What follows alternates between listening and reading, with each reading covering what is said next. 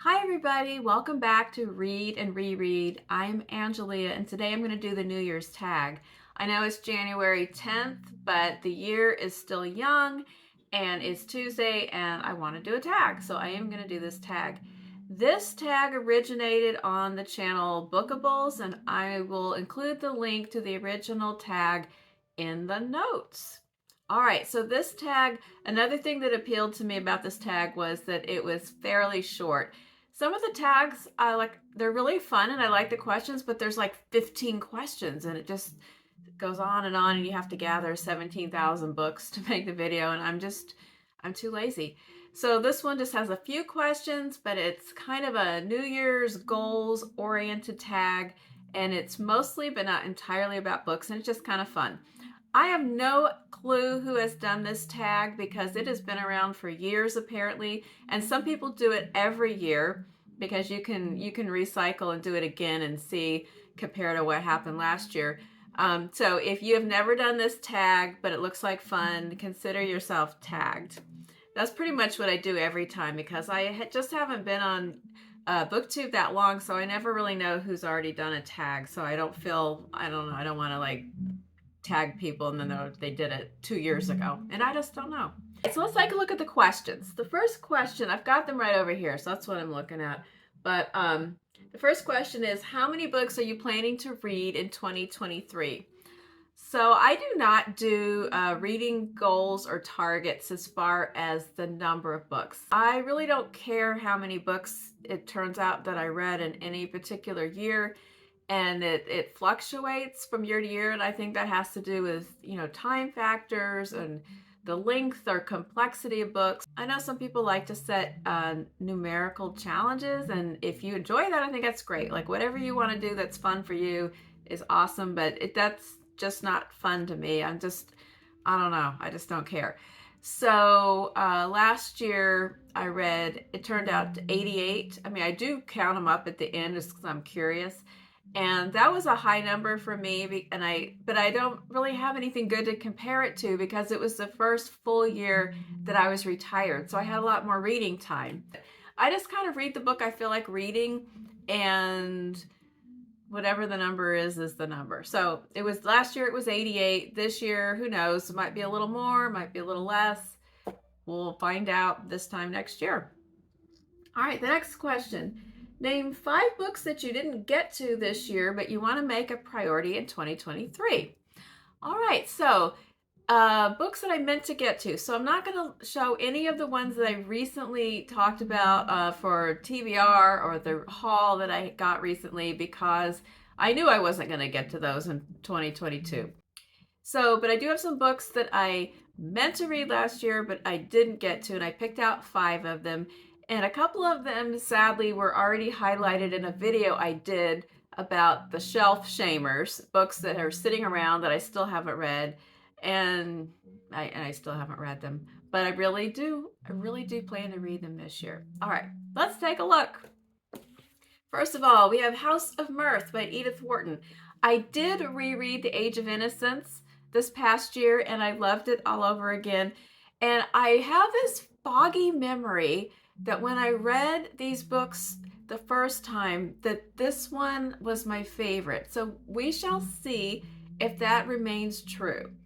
But I did get this nice copy a few months ago, so I would be all ready for my Edith Wharton rereadathon. And so far, there's only been one book. So House of Mirth, I definitely want to read. And I have noticed other people rereading and enjoying this in recent months, and so I want to do that as well. And in case you're not familiar, it is another story of old New York, published in 1905, and it is about Lily Bart, who, as I recall, kind of digs herself a hole socially and financially that she cannot get out of, and she's one of those charming yet frustrating protagonist. So we'll see if my memory serves correct. Another one, this was one of the shelf shamers. I have had this book for several years and I have heard again and again and again and again, even as recently as this past week, how excellent this book is, and it has been sitting on my shelf. There's absolutely no reason why I have not read it. And here it is, Homegoing by Yaa Gyasi. And I know that I think it's Transcendent Kingdom was the book she wrote next, which is also supposed to be good. They look excellent to me. Why haven't I not read it? It's one of, it goes like over the decades. Like I like those multi-generational sagas. Two half sisters from Ghana are born in different villages, unaware of one another. One will marry an Englishman and leave a life of comfort in the palatial rooms of the Cape Coast castle, and the other will be captured in a raid on her village, imprisoned, and sold into slavery. And it goes all the way up to, it says, to the plantations of Mississippi, from the Civil War to Jazz Age Harlem. I love books like this. Why is it still sitting here? And it's not even like, sometimes it's, big book trepidation, but I can't even claim that. So this has got to be the year for me to read this book. Now, something that has been sitting around for a less egregious amount of time, but I did buy it last year, is The Sweetness of Water by Nathan Harris. About we have a pair of brothers that were freed by the Emancipation Proclamation, and they seek refuge on the homestead of George Walker and his wife Isabel. It's also about two Confederate soldiers who are secret lovers, and it's supposed to be excellent. I bought this last year in the Barnes & Noble hardback half-price sale, and it's the only one of the batch that I didn't get around to. And again, the only explanation is a couple of times when I meant to read it, then I wasn't in the mood for something that was going to be kind of heavy and sad, and it kind of looks like it's going to be. But whenever I am in that mood, I need to pick this up and read it because I want to, and it's still here, and I feel bad. Moving right along. Here's another one that is a classics reread. Brave New World by Aldous Huxley. I read this and loved this as a young person. I'm going to say high school and college. I read it several times. I think the last time I passed through it was one time when I was in college. I was an English major, and I took a semester-long course in D.H. Lawrence, and Lawrence and Huxley were close friends, and that kind of triggered a batch of rereading of Huxley. And then I don't know why I've had it on my radar to reread. I want to see if it still holds up as a science fiction classic, and because I feel like it's kind of a forerunner of a lot of more contemporary science fiction books. I got a new copy of it. I had an old, very battered and falling apart paperback, but I went out and got a new secondhand copy a few years ago when my daughter had to read this in high school so that she wouldn't have the copy with all the pages falling out of the center. And she read it for her class. And at that time, I was like, oh, I'm going to read it too, and then we could talk about it. But I didn't, and we didn't, and here it still is, and I still want to read it.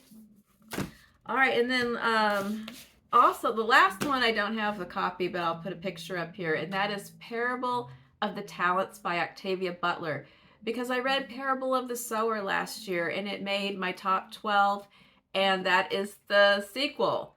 But somehow, the minute I finished, I was like, oh, I gotta get book 2, and I still haven't done it. I went to look for it at Half Price Books, and I ended up coming home with Kindred instead, which I did enjoy, but I still need to read Parable of the Talents. And then sadly, I saw this really beautiful box set of the two of them, but I didn't buy it because I already have a copy of Parable of the Sower, and I just bought it. I didn't want to re-buy it so soon. So I just need a copy of Parable of the Talents, and then I need to read it, and then I will talk about it. All right, the question number 3 is, what genre do you want to read more of? I'm going to say fantasy, because I like a good fantasy, but I do not read very much fantasy at all. I really love The Hobbit and The Lord of the Rings. That would be like the classic fantasy that I would refer to. I've enjoyed a lot of children's fantasies. I love V.E. Schwab. I really like the Darker Shade of Magic series and The Invisible Life of Addie LaRue. But I don't know, maybe part of it's because so many fantasies are these huge long series where every book is like 600 pages long and I just can't commit. But I am really receptive to a good fantasy, and I'm looking for suggestions. So if you have any good comments on that topic, please leave them below. Also, I meant to say, if you have any motivational comments about the 5 books I meant to get to, you can shoot those my way as well, because I need to get myself in gear and read these books. All right, so yes, fantasy. I would like to know a good fantasy that's either a standalone or a short series without, 15 parts. All right. What is a book? Oh no, that's next. Number 4 is 3 non-book related goals for 2018. All right. Well, I do have a bunch of, I don't really do New Year's resolutions. Like, I don't like write them down, and I don't hold myself especially accountable, but I always do. And, some of them are your typical, I'm going to eat better and I'm going to exercise every day and all that stuff. But some specific non-book related goals for this year. All right, so one of them, we got an ice cream maker for Christmas, and I want to learn how to make vegan ice cream in the ice cream maker. So it came with some recipes, but I need to look online for some vegan hacks so that we can make something good in this ice cream maker. And I'm going to do it pretty soon because it's like 80 degrees here, like almost all the time. Every now and then there's like this off day that's in the 60s, but it's like ice cream time all the time here. So I'm ready to embark on this project. Another goal I have for this year is to find a volunteer opportunity here in my city. We moved here a few months ago, and I am retired, so I want to volunteer. I want to find something that is a good fit for me and addresses some kind of a need. And I have my eye on a couple of possibilities. I asked at the local branch that I usually go to of the library. It's a small little branch, and they said that they fill most of their volunteer spots with the kids from the high school nearby that need to do their service hours, but they suggested that I look at the main branch downtown. So I'm going to check that. And there's also a literacy group that's kind of like a mobile library. They're not associated with the public library, but they're kind of like their own little thing, and they go around to different events and festivals and promote literacy and give out books and things like that. So I'm going to check into that as well, because I think those would both be good fits for my background and then would be helpful. The third goal is really fun, but I want to plan and have a fantastic vacation with Stephen. We really had the best time on our last vacation that we had for our anniversary back in the fall. And, I haven't really ever had like a terrible vacation, but that one, we both really felt like we knocked it out of the park in selections of where we stayed, the things that we did. We just like had the hotel. We just lined everything up really well, and it was a good one. So we have kind of a joint goal that we want to plan a vacation for late spring, early summer this year. That's going to be really wonderful, and we're really open to destinations. We don't need like a beachy one because we live at a beach, but we kind of like we like city vacations. So we are very open. So if you have a fantastic suggestion, throw it in there, because we're looking at all kinds of possibilities. Now, we obviously have budget constraints. That's something fun that's coming up that we're going to start researching. So the Chromebook, I had the questions up over here on my Chromebook, and the Chromebook just, like, the battery died. I didn't have it plugged in while we were just out of town. So what was the last question? I might have to go look it up on my phone. I think I know there was this question was something that you've had on your shelf forever that you've been meaning to get to. and you've never read it. So I have pulled out David Copperfield. I had a goal last year to read more Charles Dickens, and I got this really nice box set of Charles Dickens last year for Mother's Day. And the only thing I read were the ones I had read before. I read Christmas Carol and Great Expectations, and I didn't get any farther. But, and this is not part of the box set, but this is something I've had even longer. But now I feel like because I'm going to read Demon Copperhead soon, I feel like I should read David Copperfield. And I know that Demon Copperhead is kind of a reimagining of the David Copperfield tale, and that there are nods to David Copperfield throughout the novel. I do not plan to read this first because I want to read this really soon. But I do feel like I should read it this year so I can just get the full experience. And I've never read this book. But again, you know, I have the commitment problems with those super long ones. So I don't know how much it will enhance the reading of the other book, or if it just really doesn't matter, but I feel like I should read David Copperfield anyway, so that's my answer to that. And I do believe that the last question was, what is like your word for 2023? I don't remember the exact wording because this thing died, but so my word for 2023, well, the first one that came to mind was delicious, and I don't know why. But I just thought of delicious, and I thought of like all these recipes that I've been wanting to make and some restaurants that I haven't tried yet. But so we'll go with delicious and also effervescent, just because I like that word. All right, let me know your thoughts on any of these topics, or if you have a word of the year or anything else. I appreciate your support. Thank you to those of you who have subscribed. And please like this video and leave some comments if you have one. Otherwise, have a wonderful day and Happy New Year. Bye-bye.